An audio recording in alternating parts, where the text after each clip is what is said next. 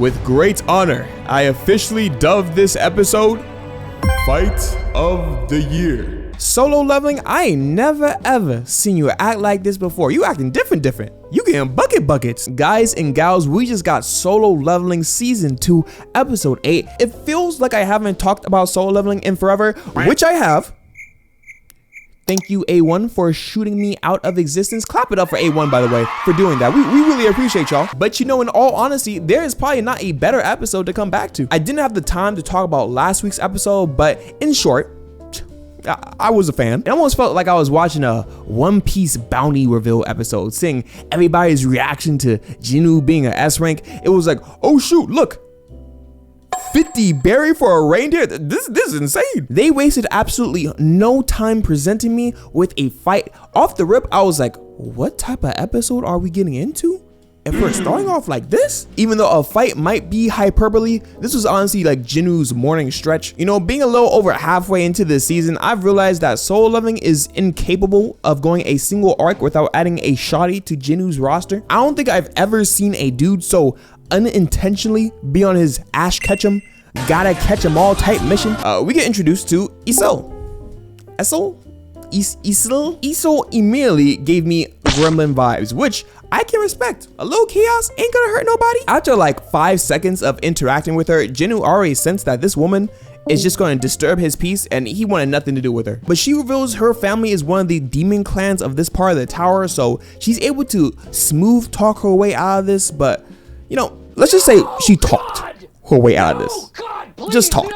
I wouldn't say it was smooth. So I read the manga chapters after this episode came out, and the anime didn't go into much detail about this, but I guess there was a bunch of different demon clans in this castle, and Jinwoo's kind of just going up, defeating all these ranked demon clans. So there was like a 5th rank Ricardo clan, a 4th rank Pito's clan, all the way until he made it to the top. And I don't know if anybody else felt this after last episode, but is it just me, or is Jinwoo kind of changing a little too much? Like, just look at this intimidation glare that he gave. Like, is this not the most nefarious energy for our main character? I don't know. I'm just saying. It just feels like as the episodes go on, Jinwoo is slowly tilting more and more into that Spider-Man 3 arc. And you know, Jinwoo has mentioned how he's changed before, but the question is, you know, how far are we gonna go? Despite that, shout out to Jinwoo not being a brain dead MC, because any opportunity he gets to learn more about the questions that we are all looking for, yeah, he goes for it. So we get him starting to ask Isol about the voice that we keep getting blueballed about with Baraka and the Tusk fight. And usually it's all like, slaughter every human in sight. But for Isol, it was more like, protect this place. I don't know if it was that like nice in her head, but that's what we're gonna go with. We get context to this demon realm that had a war going on, and you know, the system don't like us learning anything. So we got Isol looking like a glitchy PS2 game, but you gotta think, an enemy so strong that all of demon kind had to face it?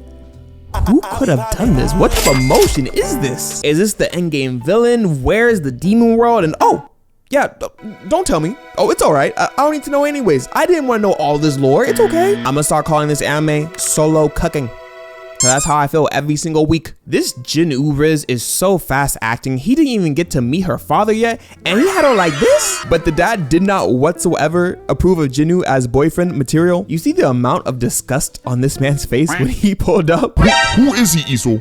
Do you not see his maniacal minions in the back? Look at that face. Who do you think you're bringing home? He's not that bad, Dad. Why are you always embarrassing me? Did this dude not kill your entire squad like minutes ago?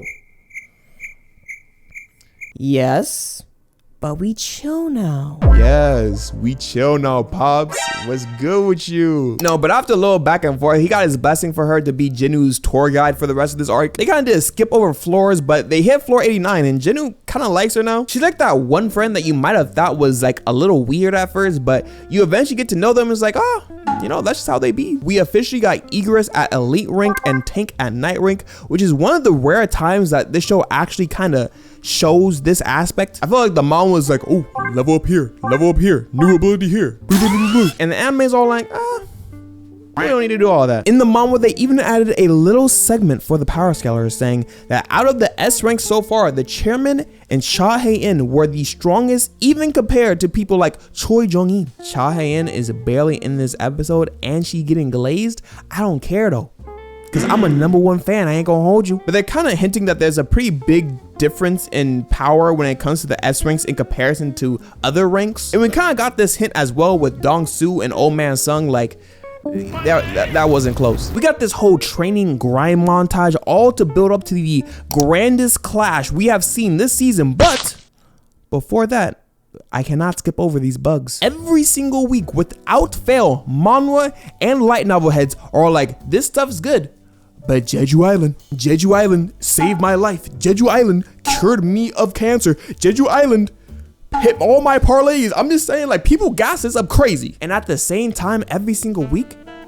you haven't hit the subscribe button and hit a like? Like, what's going on? They had a singular ant in Japan, and it literally wiped out an entire city with 294 casualties. Not only that, but they had to deploy 108 hunters to finally get beaten by an A rank. This is crazy. This is absolutely crazy. This is on some first form cell type of energy. So they're kind of estimating that each ant is going to be around A rank, which is kind of crazy depending on how many ants we're about to get. But if you look up an ant colony, yeah, it's good amount. It's good amount. I've really been brainwashed by Hunter x Hunter, because why was I expecting them to look like Colt?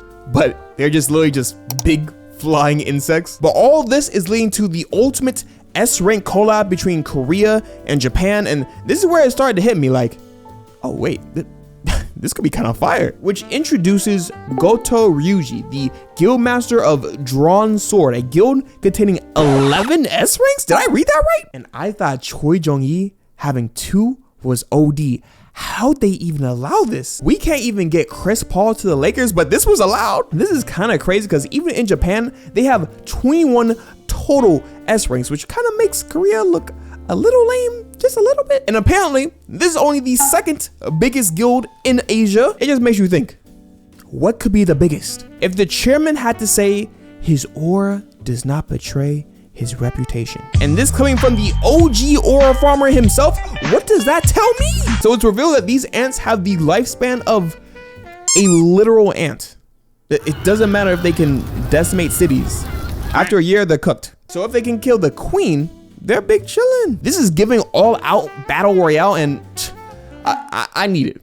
Give me the arc. But enough is enough. We just got the fight of the year. I'm gonna keep it a band. Pulling up on your op with an electric wyvern, maybe one of the most coldest intros we have gotten. He's so shaking back there, and she not even fighting for real. All purple design with the gold armor, looking like a Los Angeles Laker. A blue energy blade like Master Chief. The ability to summon a demon army to match Jin Woo's goons. This is pandemonium. Solo Leveling had to show the captains off the rip, because we cannot underestimate the damage they be putting out. But there was a moment when I knew, oh wait, Baran is on another level. Imagine you are a couple blocks away. All you see is a purple demon shooting a lightning spirit gun into the heavens, only for the entire area to rain down a lightning nuke. At this moment, Jinwoo realized he needs to deal with this himself. Like, there's no one else that can stop this. It's getting crazy. Try to sneak bro with the stealth ability, but he ain't some orcs, bro. He is not letting that slide. You really do be liking these oral lightning kamehamehas, and understandably so. This move is kind of cracked, but shout out to that Tusk and Orb of Avarice combo. Honestly, might be the craziest move Jinwoo has in his party at this moment. This attack gave him the chance to slice off this wyvern's neck like he was cooking with Kaya, but now it is up. No flying, no BS, just a pure 1v1, a pure mano y mano. At this point, I knew I can just turn my brain off and enter my true ultimate meditative state. Full meathead activated. I'm gonna give kudos to the captains for trying to go at Baran for a little bit, but honestly, like, y'all in the G League and you trying to 1v1 Giannis right now. Like, sit down. When an opponent is capable of blocking Igris's blade, you know we going against some straight monster. I don't know what's going on. This dude was getting JJK jumped and is still pushing every everybody back. We got no more mana left, and Baran decided to match the weaponry bar for bar, dagger for dagger, aura for aura. And you know, when it starts raining like this, we are in store for something generational. I don't think I've ever seen Jinwoo struggle this much this season, but at this point, this dude had this dude in a chokehold. And usually it's Jinwoo who's always putting people in the chokehold. Everything Jinwoo tried to do against this evil version of Barney, he was just able to do better. After he smacked Jinwoo's dagger away and hit him with this attack, I swore it was game over. I was waiting for that "you died" screen that pops up in the Souls game. Even when he was getting folded, Jinwoo kind of got back into a stalemate, but oh, never mind. Electric hyper beam. But shout out to Iso. Did anyone else think about the Kota and Deku 1,000,000% smash scene?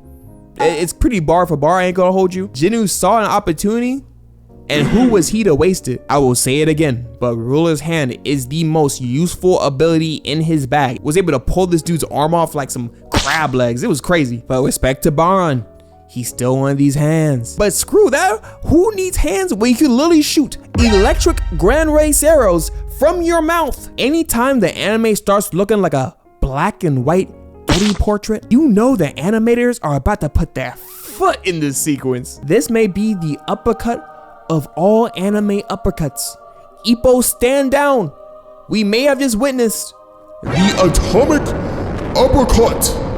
Are we watching Oppenheimer? Well, what's going on? And we all know Jinwoo.